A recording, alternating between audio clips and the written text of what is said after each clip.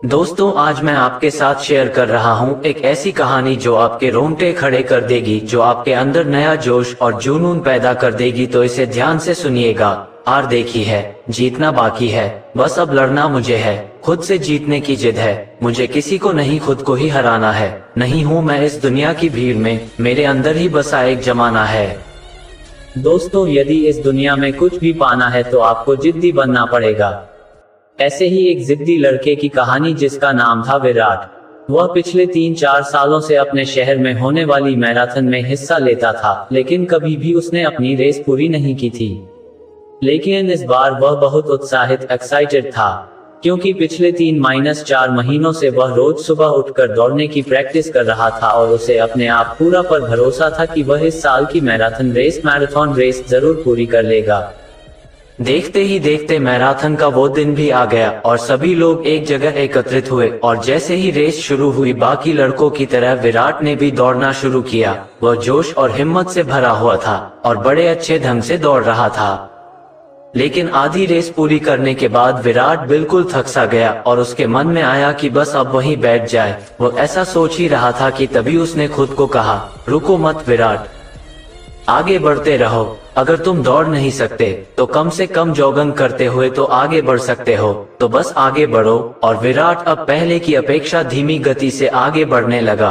कुछ किलोमीटर इसी तरह दौड़ने के बाद विराट को लगा कि उसके पैर अब और आगे नहीं बढ़ सकते। वह लड़खड़ाने लगा। विराट के अंदर विचार आया, अब बस और नहीं बढ़ सकता।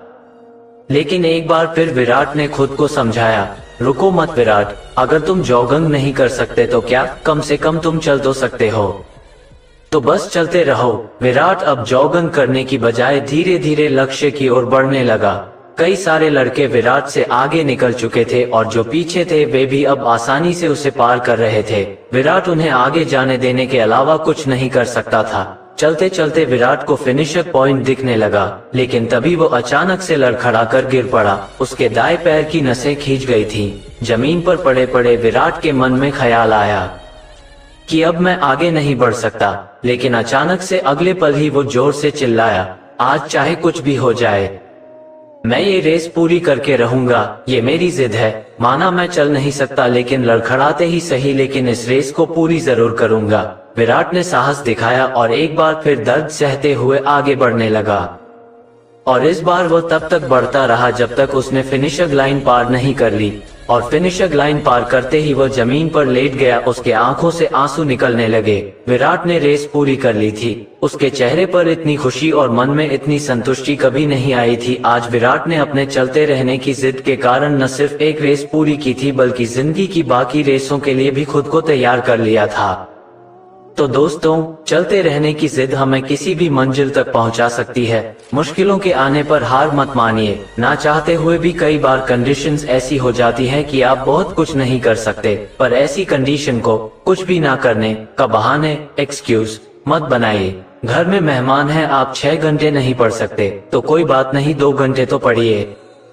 बारिश हो रही है, मान लीजिए आप 20 कस्टमर से नहीं मिल सकते, कम से कम 4-5 कस्टमर से तो मिलिए। एकदम से रुकिए मत, थोड़ा थोड़ा ही सही, आगे तो बढ़ते रहिए। जब आप ऐसा करेंगे तो विराट की तरह आप भी अपने जिंदगी की रेस जरूर पूरी कर पाएंगे और अपने अंदर उस खुशी, उस संतुष्टि को महसूस कर पाएंगे जो सिर्फ चलते रहने की जिद से आती है। दोस्तों, ये चलते रहने की जिद मोटिवेशनल स्टोरी इन हिंदी आपको कैसा लगा, हमें कमेंट में जरूर बताइए।